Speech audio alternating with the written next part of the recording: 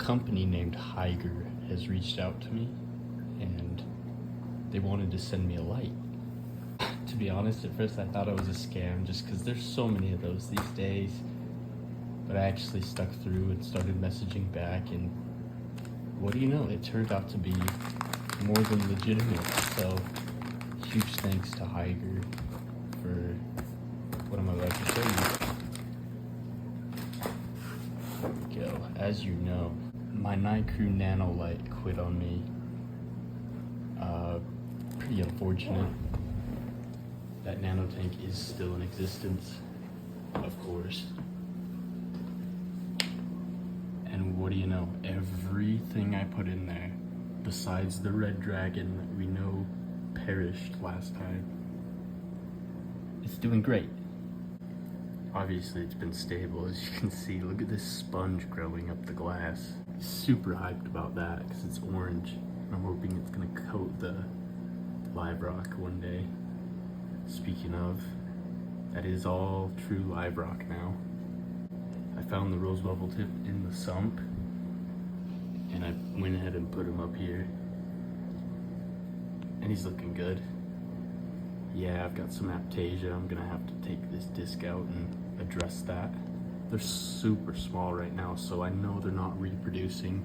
Aptasias only reproduce when they get about a dime in size, which that's the size of the anemone for reference. So tiny, tiny. We have some polyp extension, some unhappy Anacropora, a really happy Millipora, surprisingly, and then the LPS. And we have more growth. Look at that. That is clearly encrusting. Just what I want to see. Now wait until I show you what's been running this tank. You may remember the Radion. Obviously it was held on by my Brute container here, not a permanent solution. I improvised. You can poke me on the history of this light. I just simply do not remember. All I know is it's got a blue and white channel, 2 LEDs of blue and 2 of white. It's zip tied on. I remember I said this was a glowfish tank. There's proof of that. This light, as you know, used to be on the beta tank. I went ahead and took that off, replaced that light. The front, most LEDs do not work. The only ones that do are the back ones, which I'll show you here in a minute. It's a nice little hanger for this one, and that's the result. I'm actually really impressed that that decided to encrust under this light. Yeah, that happened. Check out my refugium. This light has Velcro on it, and it hangs on the back with this thing poking over the top like this. And then the light shines through this part right here. And look at the macroalgae. I mean, I did this as kind of like a little cool concept, and it ended up actually working. It has kept my pH up at night. How something that tiny is that effective with that weak of a light, but it works. So anyways, let's get into the unboxing. So a little bit about the company. HYGGER is based in China. To be completely honest, I don't think I've ever owned any of their products, so this will be a good first time. We're gonna review it together in 1 month update and then so on. See how long this thing really lasts. HG088. It looks pretty sleek. No way, does this thing have a fan? That's sweet. It's about 2 years old, if you can believe that. I mean, you can tell the GSP on the back. It started with a Kessel A80 initially, but I ended up selling it. I just wasn't happy with constantly having to do the dial, and I didn't really want to pay $100 for a timer setup, so. But then I was kind of stuck with getting that Nano, and that did amazing for a long time.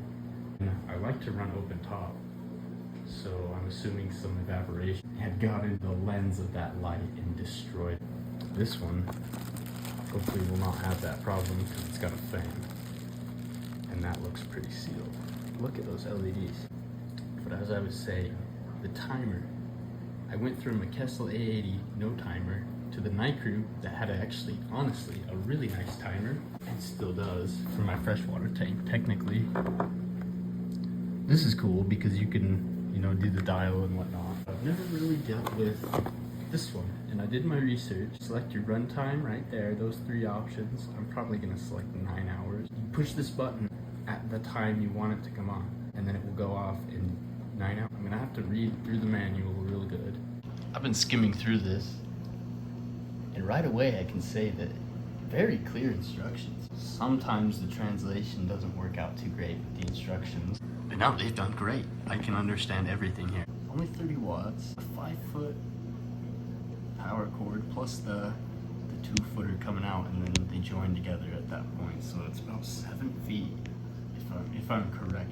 It's for about an 18 by 18 tank. Go ahead and take the little measurement tape. And there you have it, just about 10 inches. So it'll be very interesting to see. I don't own a par meter, so I kind of just go off of the lowest you can and then work my way up to a sweet spot. I really should get a par meter. All in good time. I'm actually really excited to try this because it seems like I was correct. This is what I was looking for. You can pause it and read if you really want to know. All right, without further ado, I mean, this is one hand. I never realized it's this hard to film unboxing. No tripod. Nicely wrapped. Look at how clean. Now, here's one thing I wanted to see about the light. Now here's what I was really concerned about. Obviously, being only a 10-inch tank, side to side, I do believe the display is a little shorter front to back. So let's see. Oh my goodness, look at that. So on my Kessel A80, one of the things I really hated about that light on that Nano was the gooseneck would never allow it at the angle I wanted. It was always almost 90 degrees or nothing. It didn't even seem like I'd be able to go past 90 degrees. Hopefully you can hear me over the hum. I'm in the makings of this video, and it's later. And I just realized I actually have a Kessel gooseneck right here, and I'm going to show you.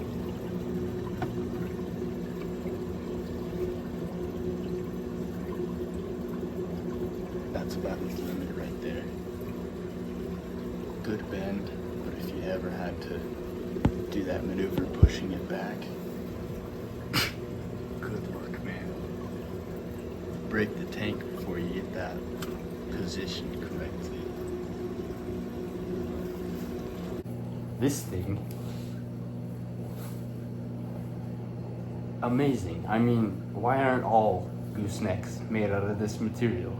First of all, if Kessel made their gooseneck like this, shoot, they'd have my money every time. I mean, you can even get it bent backwards, forwards, and it stays in place amazingly. So you can adjust the light, the level at which you want it on your tank. It may look goofy doing that, but right away, that is great. Not many lights are like that. Good job, HYGGER. Felt really sturdy in hand, by the way. I'm not too sure why this set it had 36 pieces, but all right. It's got the power cord, and that's really all that came in it. So that's right, it's 2 feet coming out of the light, and then 5 feet for the cord itself. That's a tiny little plug. Almost looks like an old aux cord. All right. Well, I'll take her for a spin real quick. Start by just gently disassembling. Now this is here just to obviously block the light at night, because I do run this 24 hours. And it does have an effect on pH. So if you can put a refugium, you get one of those breeder boxes that is air or pump driven and hanging off the back of this. Oh, that would be a really effective refugium. You could really do some damage with that. Although, to be honest, when you're not having fish in the system, is there really a point? Let me know. As you can see, pretty pathetic in principle, but in practice, Look at that. It's like it was made for this tank. All right, that looks fancy. I forgot to mention how slim this light is. I was gonna compare it to the Night Crew, but to be honest, that style is just so awfully different for spread and obviously, you know, function. Despite saying what I said about getting another Night Crew, if this one quits, we'll go back to Night Crew. So far, I am very doubtful that that's gonna be the case, or at least hopeful that it's not. There's a lot of blades on that fan, so you know it's gonna keep it cool. Look at the heat sink in there. That is just, those fins are super long. Really excited. I have not plugged it in yet. Overall, I like the look of that on there. I like how they taper the ends of this. That looks fancy. Like it's a piece of furniture, essentially. Yeah, it's slimmer than the Kessel A80 by far. Just looks a lot cleaner. Now we turned it on. Alrighty, I plugged it in, so look at that.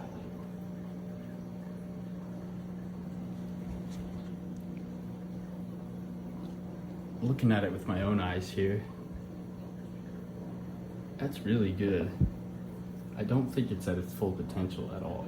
So it's not the widest range of intensity, but at its brightest point, that does look nice. Everything's working. Fan's going. I can't hear it at all. That is completely silent. Overall, super happy with the HYGGER. That's a very bright light. Your brightness control, color control, time control, and then switch button. So on and off is down here for manual. I'll switch through some colors here. That looks like 10K white. Okay, there we get some blue. I mean, again, look at the flexibility of this thing. I could put this in my water if I wanted to. Let's try to flex this back. And lower it. That's a proper gooseneck. Now, if anyone's ever owned the Kessel A80, I'm not bashing on it whatsoever. Great light. However, the gooseneck, you'd never be able to get it to bend like that. Or if you did, what would happen is, well, it would pop right back up. It's steel braided. For the Kessel, I mean, that's not the best. This is like a rubbery noodle. It stays in place though. I like that a lot. Let's check out what's going on with the blues here. Oh yeah. That's what I've been missing in here. It's gonna do even better now. And there it is. All set up, and I just need to put my timing functions in. I'll probably worry about that tomorrow, but for now, try messing with some of these colors. To my eyes right now, that looks awesome. I can see just about every color popping under white. That might be my new favorite. Apologies about the shakiness. I'm looking at it with my own two eyes. Let's count the click brightness, okay? Let's see if this bottomed out. 1, 2, 3, 4. Okay, so I think there's 4 or 5 clicks until you reach maximum brightness. So far, I love the color of this light. It'd be nice to have an indicator on which intensity level you are on currently. And other than that, your eye is plenty enough to see the brightness. Some of these Acropora have lost their color, obviously, because of the lighting change. That pink Cadillac has become more of a yellow Cadillac with some green.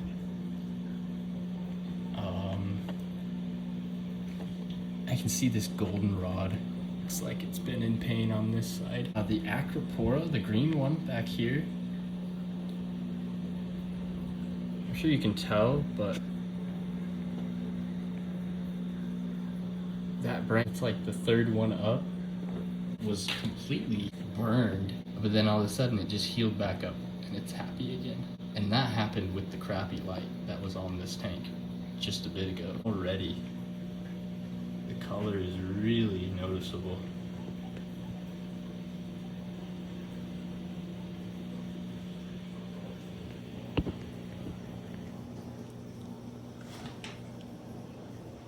I always like the blue compared to the white of freshwater.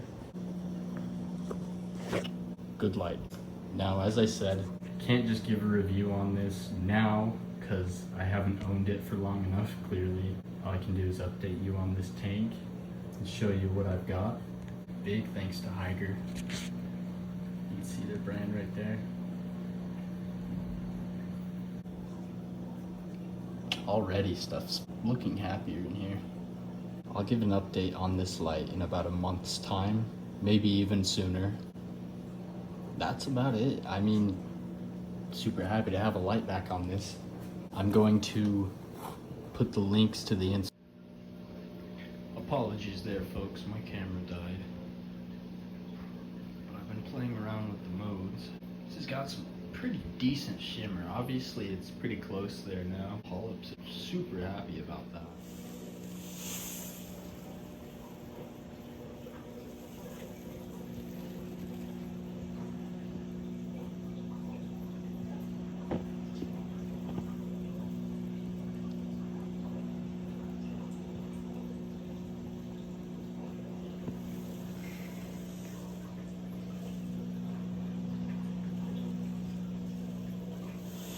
Links to the HYGGER are in the description below.